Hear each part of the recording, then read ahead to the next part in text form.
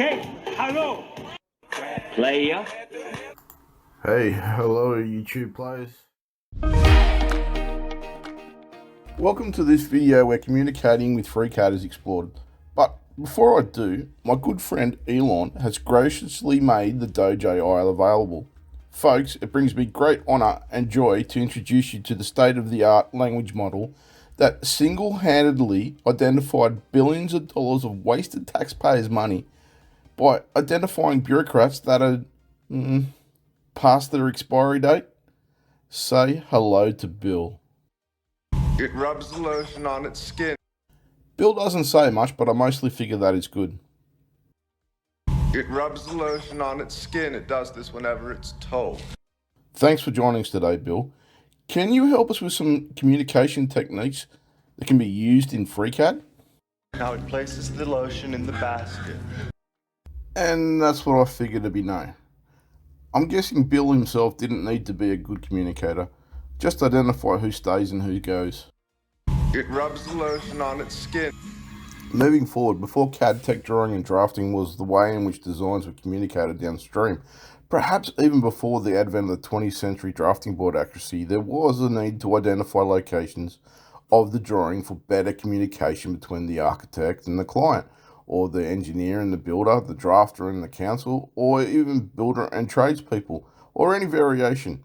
The point is, one person could be looking at an item anywhere on the drawing page and still follow the conversation because a wall is a wall, a door is a door, a window is a window, etc., etc. This led to a grid being introduced into the border of each and every page, now being known as the title block, which clearly identified each and every page with numbers and revisions, and now the introduced grid. Go on. 9 out of 10 CAD programs help with providing a grid, but nearly all the derivatives from an architecture CAD setup being fairly stagnant and fixed to a primary plane. And if you need to use a grid for a design that has more curves than one of Bill's kidnapping victims, it could fall a little short of being comprehensive. Are you close to catching somebody, you think? Bill, I really shouldn't answer this, and for the record, I have absolutely no need to kidnap people. But, been there, done that, and I'm good. Thanks for asking. Was she a great big fat person? Bill, WTF, that is neither politically correct, or does it have anything to do with communication within FreeCAD. What could you possibly want with cuddly girls? I want to push it all the way up. You need to stop now and help me with the FreeCAD grid problem I'm trying to present. No, Folks, we might just have to push on without AI today. I'm serious, Bill. You need to activate develop manners. in here someplace. Okay, good. But if you're completely off track again, I'm going to return you to Elon. Well, maybe he could help. I'm sure he could, but I have no way of contacting him today. Yeah, I got his card. Yes, so do I. But he's doing so much more than wrestling depreciated AI systems. Oh, wait. No, Bill, we are not waiting. We're going to continue to help evolve FreeCAD to being the leader in the CAD sector. What's the problem? The problem is, as I've already said, not every grid falls into a top, front, side, or elevation, or even a section. We need custom grids for complicated positions so we can then confidently communicate downstream or internally. Learn something? Yes, that's right, Bill. I did learn something. I realised that I have the ability within FreeCAD to design complications, but no way to track or name these complications. So, call it internally if you wish, but even if you're communicating with a future version of yourself, then it's important that the present version of yourself documents with clarity, legibility, and at times categorically. The alternative is... In here someplace. Correct again, Bill. So, without further ado, please allow me to present the mechanical grid, perhaps even industrial design grid. I've never been great with names. Would you?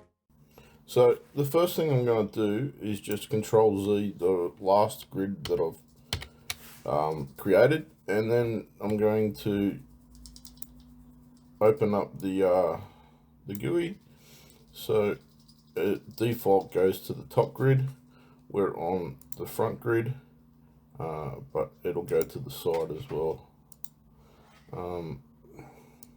The prefix would be useful if you had multiple grids, but I'll just label it V for vertical and H for horizontal, and we'll call this one vertical and horizontal. And we'll call this datum grid. Okay, so we can control the length and the width and the number of divisions. We won't, oh, I shouldn't need to change that. No. What I was trying to do is show you the offset. Okay, so the offset, we'll push it in or out. And if we go to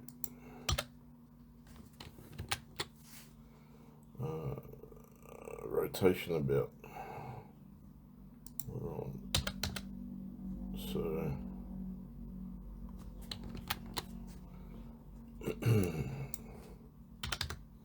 it'll rotate as well.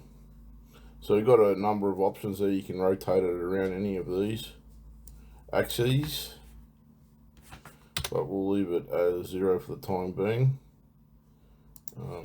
Back to the front plane.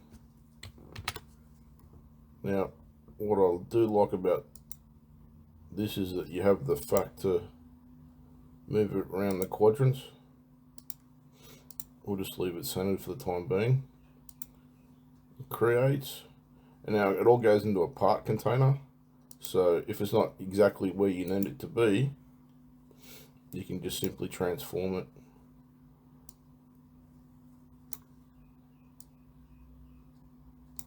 Okay, a few things I don't like about it. I mean, the centering of the titles is a bit off. I mean, if I'm going to be overly critical of it, aesthetically wise, it could be a little bit better, but I'm not a professional coder. I'm basically using AI to write this code. So if you can improve it, go for it. I would suggest making it fully parametric would be another way to do it. But when you think about it, having the grid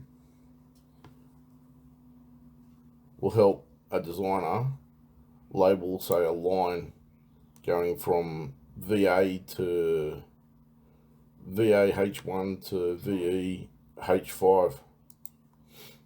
You know what I mean? It would just help numbering all these interactions within the tree. So when you come back to it and go, where's line 19? Like, you go, right, okay, it's there. Anyway, I think this will help me. I hope it helps you. And links in the description, obviously.